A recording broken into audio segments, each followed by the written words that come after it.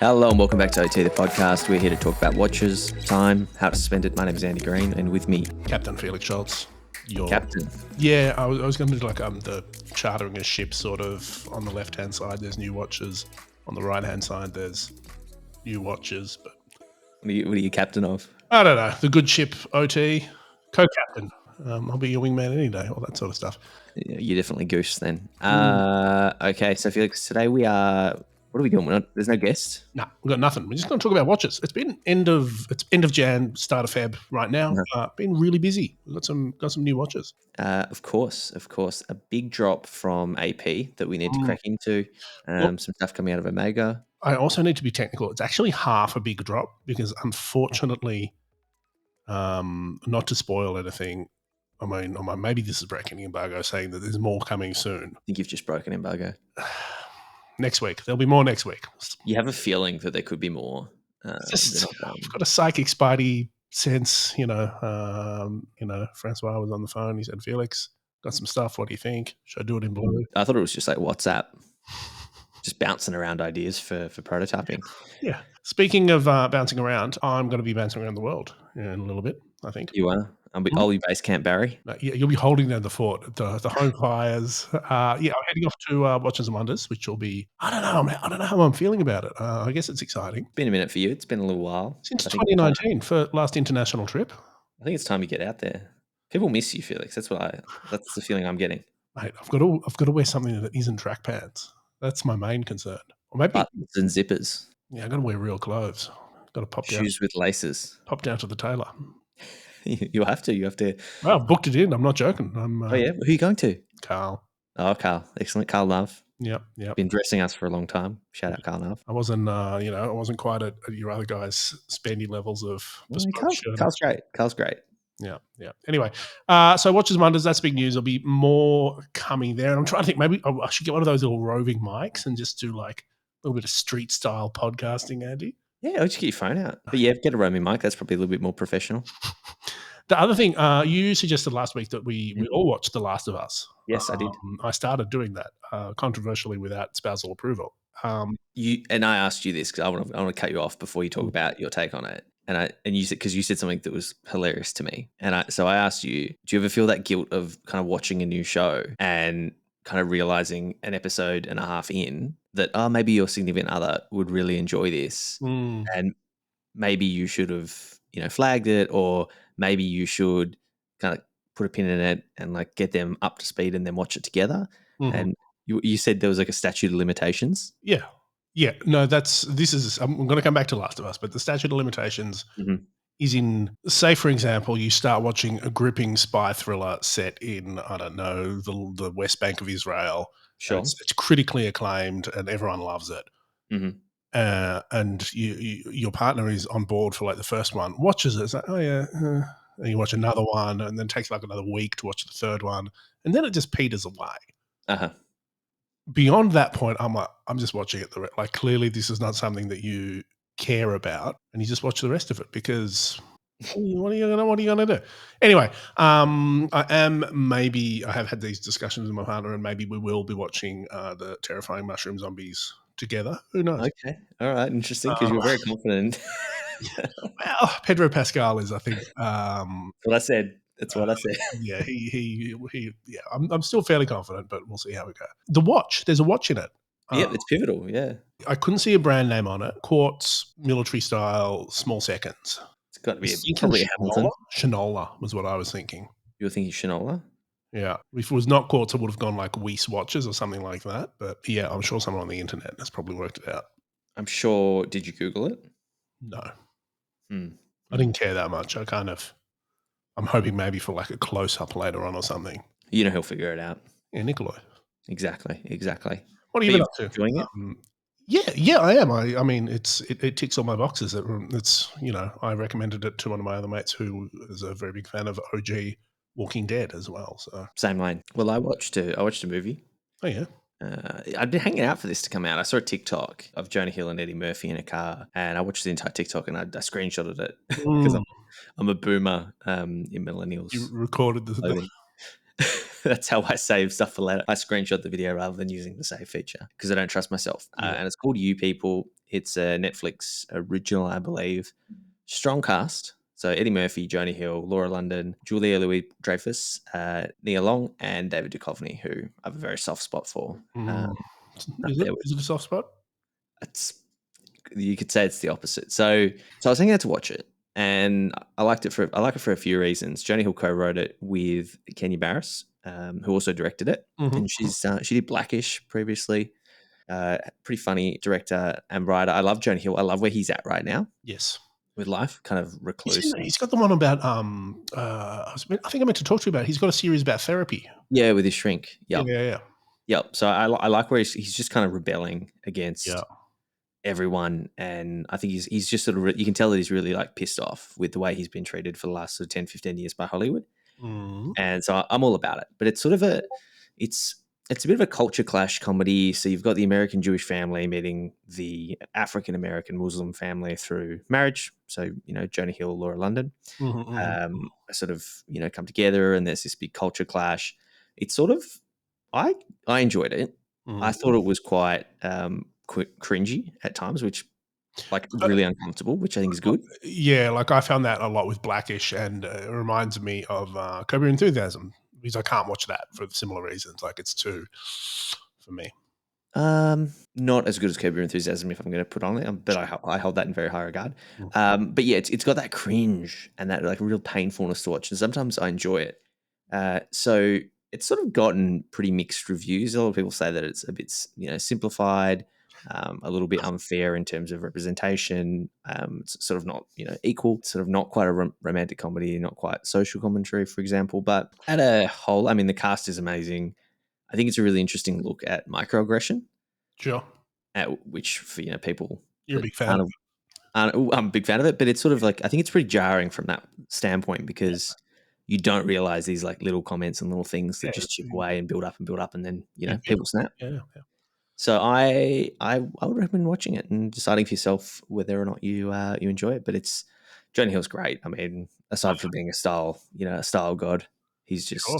he's just awesome as is the whole cast. I think it's a Netflix thing that leads to bad movies being made. Like I think it's that sort of one. I it's such a hard like topic, right? Mm, So I think there's maybe too much caution, yeah, and that could be from Netflix. Like if it yeah. was Like they're not independent, risk averse, and yeah, because the cast should be incredible. Like these are all hilarious people. Eddie Murphy, one of the funniest people alive. Julia as well. Like Joe, like this is a really great actors, great yeah, comedians. But I think the chemistry was partly missing there, and I think yeah. Which is probably because they shot it in 3 days consecutively over 2 months because of budgeting. I reckon there'll be stuff like that behind the scenes for it. Oh, and so Jonah Hill's character quits his job in finance to pursue a podcasting career. So that Nice. was Yeah. maybe that's why I liked it. Hey, well, you just reminded me. Actually, I watched a really odd film the other day, based on something I saw on TikTok. Actually, Uh-huh. it was like a 2017 film or something with that I'd never heard of, called Destination Wedding. Okay. This sounds like Felix. Like it's exactly the sort of thing I'm into. It has Keanu Reeves and what's her name? Stranger Things woman. God, Andy. Anyway, the woman whose name I'm looking up right now. They went to a destination wedding. Like they didn't know each other. They went to this wedding, and it was sort of about their relationship. Hmm. But the weird thing about it, what I think explains why it had terrible ratings, was because it was essentially like a stage play that they just filmed. Like, so it was Oh, only them. Like, there were some extras. There was no, like, they were it's the got only. Winona Ryder and Keanu Well, Reeves. no, no, right. That's what I meant. Just a Obviously, couple of small time actors. yeah, yeah. That's what like they've just stacked it with them. Like, and they're doing sort of very theatrical acting. Hmm. And the other thing that was great about it was like it was only 90 minutes. Like it was like watching a stage play. And you're probably one of the 8 people that watched it. Yeah, I mean, that's why I saw it. It was this funny little scene. I'm like, why have I not seen this or heard of this movie? Like, why is this not coming up on my, holiday romance Valentine's Day lists? It was good. You should check it out. It's worth it if you're in a sort of a slow, odd movie mood. I definitely will. Did you watch any of the tennis? No. No. I didn't watch much, but did you? I did noticed we didn't get a whole bunch of clickbaity watch content. Yeah, I mean, there was a lot of. To be fair, I did see a lot of content about people being unhappy with umpires, about rules and not being able to go to the toilet. But yeah, I did not see any Richard Mills. I did not see anyone throwing a Gems and watch. Rolex is because all of the goats have like sort of retired. Not to offend tennis listeners, but Roger Federer and his fam kind of turned up. I mean, maybe, yeah. Novak's there. Who's he with these days? Hublot? I think so, barely Maybe. hanging in there. Yeah. Anyway, I think there's a Richard Mill. I'm Look, sure. they're all there. They've all got ambassadors, but maybe because we don't have that sort of top tier Rolex ambassador in the game anymore, maybe they're going to find someone to replace him. Probably not. That's yeah. One will emerge from the. Speaking of sports, Felix, Mm. racing is a sport, and when people are racing, you need to time racing. And Omega, pretty famous chronograph watch, but they just released a new Speedmaster Super Racing. Yeah, this was a big deal. This was they had a big event. Everyone was very excited. Maybe it was going to be a MoonSwatch, but no, it was something a bit more significant. A new Speedmaster. Tell me about it. Well, the main thing here is not the chunky size of 44.25 bucking industry trends, but they got this new tech in it called Spirate, which someone waggishly suggested was Swiss Pirate. A new spiral tech, silicon. I think it's silicon, but the accuracy is a big deal here, which is 0+2 per day, which I think is better than Rolex. And they're +2 -2. Yeah, I think that's like a new Standard in commercial watchmaking. Yep. So you mentioned 44 millimeters, so a bit bigger, but I mean, the Bit bigger. Speed is a pretty large watch anyway. Yeah. It's got like a ceramic bezel with enamel infill, right? Possibly. Yeah, that's what I read was interesting. The honeycomb dial, Yeah, I think sandwich layer dial. It's kind of cool. yeah, almost like a honeycomb texture to it. This is a watch that I thought was hideous, Mm-hmm. and then the more I looked at it, I kind of go, oh yeah, actually, that's not bad. Yeah, okay, I like it a little bit more. And the more time I stare at it, the more I actually come around to it, and I don't hate it. Yeah, like I find it interesting. So the technology is very, very cool. That's a real story here. The Speedmaster is fine, Sure. but the tech sort is cool. But there are two like there's some callbacks in this. Like they've shouted out that it's a homage to the pioneering Aquaterra they did probably like 15, 20 years ago now. Mm-hmm. 15K Gauss one that had that sort of black and yellow theme. Sure. That was their sort of, pre-METAS, like they sort of, pioneered anti-magnetism. Now they're doing it with accuracy. So they've referenced that. It's also got, I don't know if you remember the old Amiga Dynamics from like the early 2000s. Of course. Couldn't forget those. How can you? But look at the date wheel. Look at that font. That is Amiga Dynamic font. Yeah, that's a good spot. It's probably actually just the Speedmaster font, but it looks like that with that yellow and with that sort of jaunty Arabics. Looks like a dynamic to me. Jaunty. Yeah. So one context, I could say jaunty Arabics and make it make sense. About 15 grand Australian dollars, 16 grand. Big boy, big watch, big price. Yeah, I mean that's what watches cost these days on the Omega bandwagon. I keep seeing this everywhere. This has infiltrated my TikTok too. Yeah, it's everywhere. Daniel Craig wore a MoonSwatch, and it's a whole. It's a thing. It's a whole deal. It's drama. What is it? Yep. Why? Well, I think it's just because the MoonSwatch is such a cult moment, and Daniel Craig is having a moment, and Did we talk about how? I don't think we did talk about this last week. How Swatch revealed that they sold over 1 million units of the MoonSwatch. That might not have happened in the podcast, but yes, no, that is true. That is a real fact. It's a fact from Mr. Hayek himself. Since its release, I think it was November 21 to maybe last month, they'd done 1 million units, which to me seems absolutely absurd because it was a $300 watch. I think thereabouts. So that's hundreds of millions of dollars in just over a year. But that brings into question the rarity, right? Like 1 million units out there. I think it's the Apple Watch. How many Apple Watches do they sell? Oh, tons. But I'm talking about a watch that had, at one point people were asking $1,000 plus for. Mm-hmm. And even if you split every SKU up, evenly, that's over 100,000 of each out there in the wild. Like and And I guess this is why we've seen the premiums just absolutely kind of plummet. And well, that's actually really good. It's a wonderful analogy for, like, the Daytona as well, Mm. because MoonSwatch wasn't just a niche thing. No. Like, it was, it was like I opened up a copy of Vanity Fair, double page spread, second ad position, MoonSwatch. Oh, wow. Like, it's Actually being advertised. yeah, it's huge everywhere, and that's it. It's a mainstream thing, and that when people complain about availability, it's because 'cause you're not just fighting the 10 other guys on What You Seek. You're fighting, Mm. 100 million people around the world that care about these things. Everyone wants it. Everyone, and that's pretty evident. But wow, what an amazing kind of job and use of, I guess, Omega and Swatch kind of coming together. And yeah, maybe Danny Craig's just having a bit of fun. Well, the main thing are we gonna get a James Bond Moonswatch? Are we gonna get Probably that would like, is recession it things. I mean, is it, do you think this is a suggested placement, or is he just being gifted one and decided to wear it with his nice suit? It's if pretty unlikely that a guy like that dresses like Daniel Craig accidentally wore a Moonswatch with a beautiful tailored suit.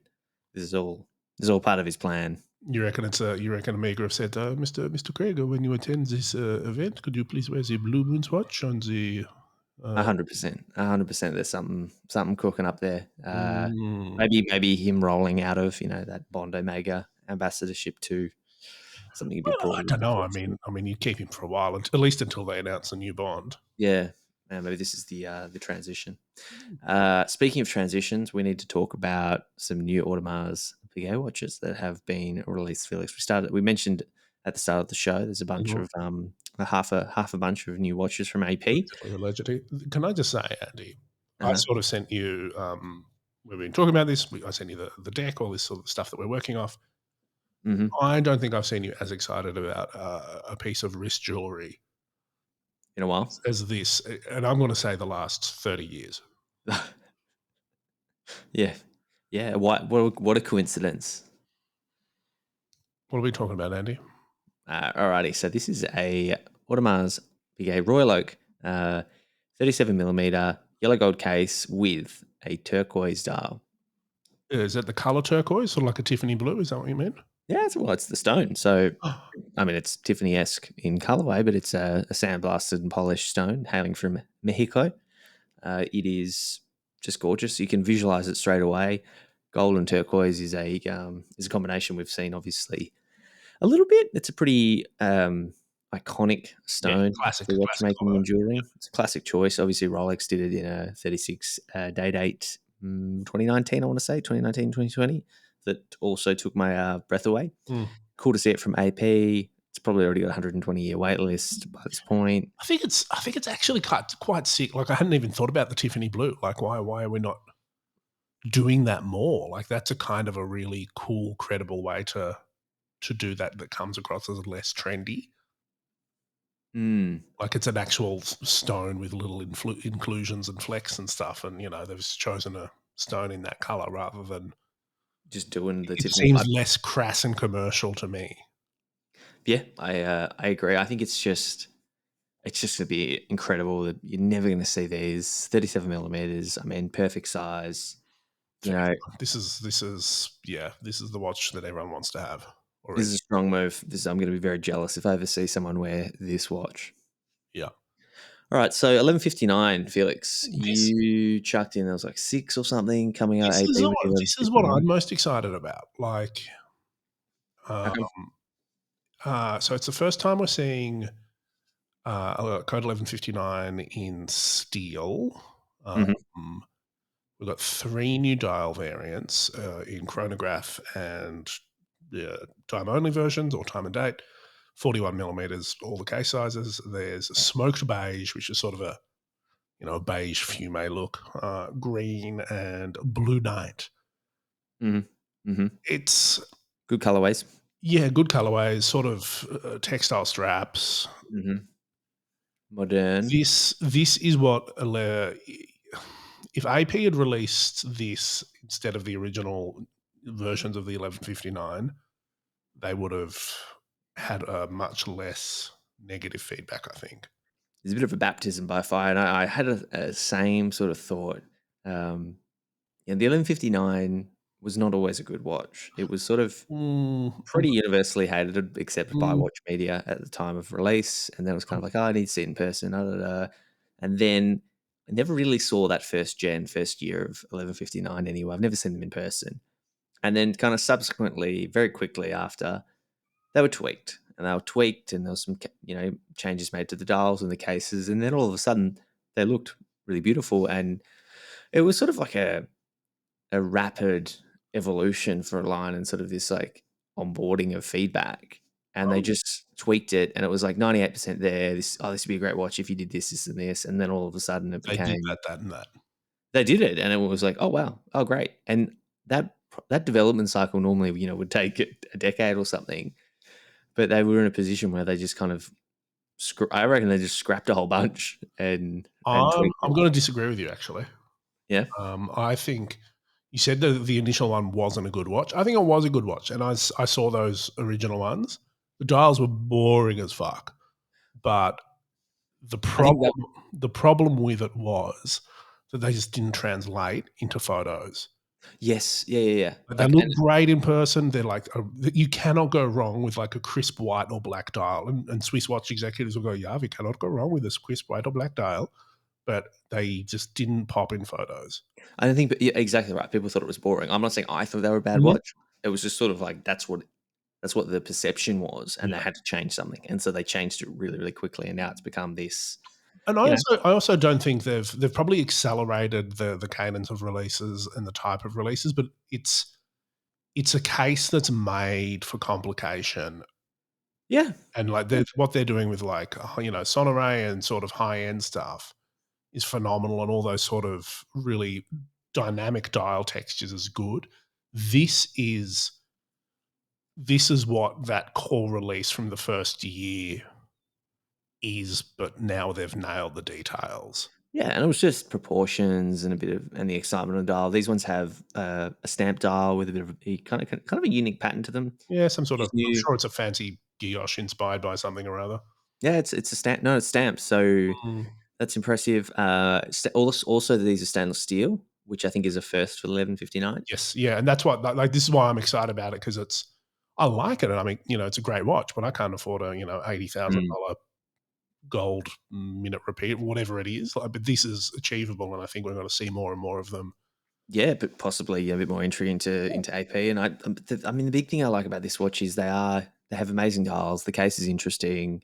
It's quite different to what else is out there, which is I think the big challenge when they come to Mm, this line. And props to them for doing a good job on that. yeah, You just never see them. And if you're a watch that you you're got to see, never going to you see, got to get your hands on one. I mean, they're really, really worth. The cases are really fascinating. but if you want a piece that you're not going to see, a real estate agent wear or at your watch groups, then the 1159 is just about the perfect option because it still has cred, still got a great brand behind it, premium, beautiful, and just rare as hen's teeth. And I wonder if we'll see that change because 60 Yes, you will, references is 100% also, will.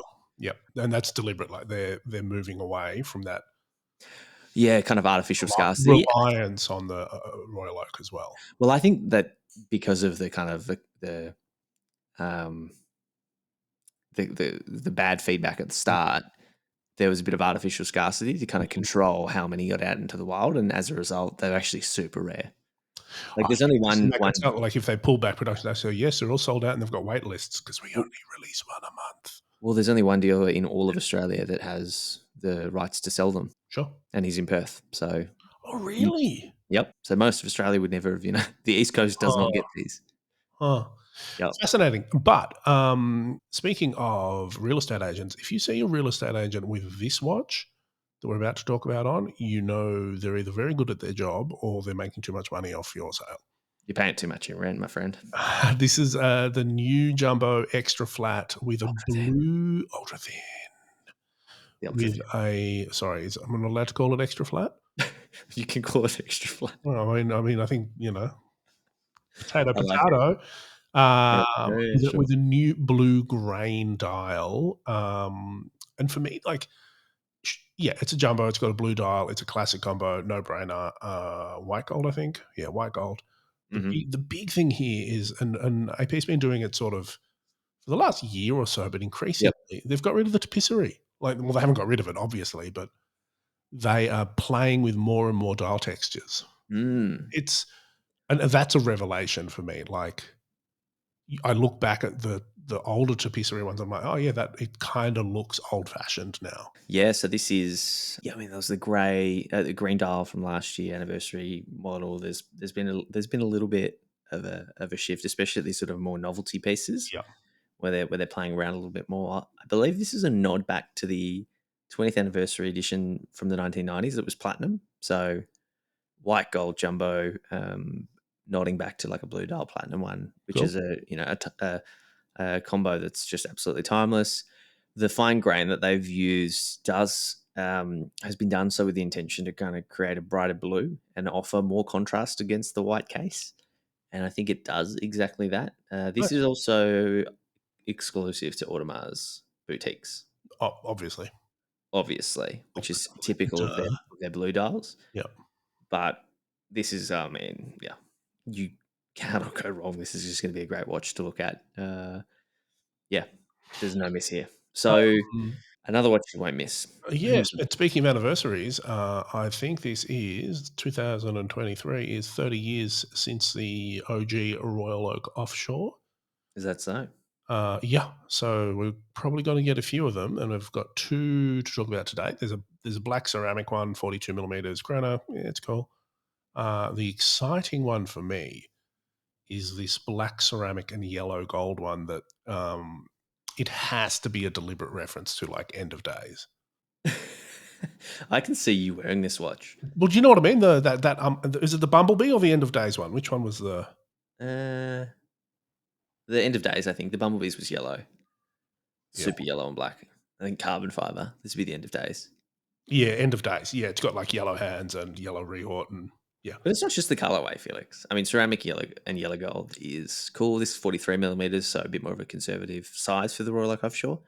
Uh, it's got a new case. This is a new ergonomic case design, which is interesting. I think it's sort of AP showing some strides in terms of comfort, and maybe they have a new head of wearability, that department. But if we talked about it a little bit earlier, 37 millimeter with a turquoise, there's sort of a shift more towards what they call mid-size, maybe unisex watches, between sort of 37 to 42, 43 has Yep. become their sweet spot. Whereas there was a bit of they've I think they've resisted the resize that we're seeing in the watch industry a little bit. But Oh, yeah, this 'cause I this mean case, I think I need to see it because I'm curious to see what they've done, because they sort of really do talk about how ergonomic it is. yep, Also got a new strap system, so it's got that's a quick cool. release, a little click and pull, and Yep. you can swap the strap yourself Can you put really it on a easily. So bracelet? that's new tech. Yep, so you can interchange them. Nice. Hey, I would argue talking about the unisex and this is never a watch that should be 36 millimeters. No, no, no. I think But I it's think these were previously like 44, 46. sure, yeah. Real chonky, and there's a market for that. I think But it's still a Hublot chunk, are doing a yeah. good job there in the size department. You mentioned before, though, the 42 Yep. millimeter, all ceramic. Mm, Now, this watch, for the very reason I was just saying, I find interesting okay. because you're making a 42 millimeter Royal Oak offshore. Sure, That's yeah. that's more Royal Oak than it is offshore, if you ask me. Yeah, what was I think the bold design codes. What was the original offshore? The original offshore wasn't that huge, was it? No, but it wasn't 42. Oh, This is just a Royal Oak that's eaten a Royal Oak. It's just a bit thicker. Obviously, the bezel's a little bit thicker. The case is just chonkier, but it's an interesting size for them to be playing with. It's a flyback chrono, nice. black ceramic, has the tapisserie dial, so you're not missing out there. Black. I mean, we've already seen black ceramic from AP for years now, but I think this is pretty killer, pretty cool piece. Hang on, no, that's 42 mil. The original one was 42 mil. Original Royal Oak. Offshore. Wow. There you go. So this would be why. This would be a nod back to the Yep. original kind of 30 years of Royal Oak I offshore. think I'm just reading in this. Yep, Well, 42. Yep. I mean, it makes a lot of sense. So we also saw some new Royal Oak chronos Sure. and Royal Oak like base model, non-chronograph models, I guess time only, time and date, Yep. in 34, 37 millimeters with Really nice, kind of like deep blue smoky dial, obviously Mhm, tapestry. mhm, mhm. They've done these with baguette bezels and without. They've also done one with a blue sapphire baguette bezel in a chronograph Looks version hot. at 41 millimeters. So that's white gold. These are all sort of white gold actually that we're talking about. Yeah, sure. I believe the blue baguettes is going to be Japan only for a period before Then kind of it's boutique only or how yeah. For the first kind of 6 months of this year. Again, 34, 37. I think they've got those upgraded movements from last year. Definitely the 37 does that we saw released in the 2022 collection for the anniversary guys. There's updated movements. Yep, So that investment in that kind of mid-size category is also kind of shining through. yep. Uh, They're hot. They're great. they're There's great. yeah, They're great. So I and they think can make a these, bigger profit margin on them because of the stones. yeah. But I find this size that they're the focus. I mean these obviously we know these aren't all the releases for the year from them, Mhm. but this size is. I mean, there are years where I've seen the AP release. I've gone, there is nothing here for me. If I had the money, there's nothing. I'm not being spoken to here. Yeah, sure. Aside from maybe stretching into a slightly larger Royal Oak than I'd want it to be. The jumbo's always been there, but this is getting really quite interesting, and maybe that's consumer changes, or maybe they've got a whole bunch of big fat watches coming up at I've the got end a of the question year. for you. You cannot. I'm going to ask um, which Royal Oak you would have if you cannot have the turquoise. They've said, "Look, Andy, I'm so sorry. It's impossible to get the turquoise. You know, the wait list is 120 years, but Hmm. you're such a valuable customer of hypothetical boutique. Please, we can get in the next stock shipment. One of these pieces is yours." It's got to be that 41 with the blue sapphires. Yeah, right. Ice blue subdials, darker blue, kind of smoky blue tapestry dial, and then the blue sapphire bezels. Hmm. 41 millimeters. I'm okay with that. It's very attractive. I think it's very Andy Green 2023 as well. It could be, yeah, it is. That's where Quite you're at in your life right now. ooh, the razzle dazzle. Yeah, yeah. Give them the old. What about you? I want to pick for you. Please do. I think the black ceramic 42 Royal Oak offshore. Close. You're gonna go the rubber strap. I'm tossing up between the 1159 Oh, true. and the bloody 43 black ceramic and yellow gold. 1159 would be a cool choice for you. I think if I did, if that's the case, I want something a bit more. I don't know. I don't know. I don't know. Meaty. I have fundamental issues with the Royal Oak bracelet. It's not my favorite You're bracelet. not a bracelet guy. You are straight onto the NATO. Maybe a rubber strap. Maybe Mm, you would wear the rubber strap on that Royal Oak I offshore do like a chronograph. rubber strap. I'm pro rubber. But would you feel trapped? I mean, it's obviously got the quick change system that you can swap it off, but would you Can be feel trapped with a quick change system. That's the whole point. trapped with just the AP options? I'm sure the straps cost like $1,000 each. Yeah, but this is a hypothetical boutique, Andy. I've got great history Just there, add and them in. Yeah, you can you just know. add them in. You sent me an article about a watch that looked a little bit like something else. Did you want to talk about that today, or I should we? did. Let me pull up the article Yeah, because I closed it. Mm, Silly me. I fool. found this one interesting because I don't know how I ended up on their mailing list, but I'm on there. So thank you, Synchron. They dropped a Poseidon limited edition maybe a couple of days ago now. My first thought was this looks like a Doxa. Turns out it's got this Poseidon kind of on there, which was last seen on a Doxa. Turns out it also comes on the same strap that Doxa, were putting Are their you? stuff on. Have we spoken about the history of the Synchron brand? Well, this is where I was going to Sure. lead you in. I believe that is it Rick Murray I believe it could well be. I don't know him is personally. is the guy running Synchron, and obviously the strap is isofrane. Yep. Also a Rick Moray venture. Same group, Hmm. same group. So he's sort of rocking out there now, and he's ex Doxer, right? Used to own it. He used to own it, and then Hmm. some beef happened. Don't know. Don't know. There's, your Jason Heatons of the world and your James Stacey's and your Docs diehards. They've got some thoughts, and Well, Jason, something happened. something happened, but James Stacey wrote this up, so I'd say maybe his team synchron. I don't know, Who knows? I mean, everyone's on everyone's team in the world of watches. Nothing is bad. but hey, nice looking watch. That side, white strap, white dial with sort of black and some bold yellowy orange loom plots. Cool little icon for the Poseidon, trident They're coming through attractive. a whale. Yep. It is about 1,000, I think, US dollars Sure. if you get in on the pre-order price. Great value. Yeah, I was looking at this and going, this for $1,000 is great. But those straps, I mean, you buy that strap on its own is like over $100. $200 strap or something. Yeah, yeah, yeah. And then tried and tested, sick loom on them. Looks really cool. I think the size, if I can pull up the It's got to size. be 42, I reckon. I feel Yeah, it in my waters. yeah, you probably know it's 42. I think it's about 14 point something thick. So what you'd Sure, expect fine. from Yep. it looks the size is what it looks like it is. But yeah, I think it's a cool watch. I think it's a cool watch for the money. So interesting to see. Well, that's it. I think next week we'll probably have a bit more of a chat about some watches. We might have another guest Might have or a not. friend back. Who knows? Uh, Well, until then, Felix, so was where it? do people find us? The internet, Internet, Spotify, Apple iTunes. 5-star reviews wherever you're listening. Make sure you're telling people. Keep spreading the word. Get in our Discord. Yeah, Discord's great. It's Mhm, great. mhm. But you be in our Discord, you might get invited to some events, and we might crowdsource some content from you. Yes. Hey, we've been getting too many random SEO emails, so I'd like some actual emails. otthepodcast@gmail.com. Yeah, and of course, ot.podcast on Instagram. Tell your friends, tell your mother's brother, and Tell your dog catch you next week. if your dog Bark listens at to the him. podcast. I love it. Well, Felix, I will see you next week. Smell you later, Andy.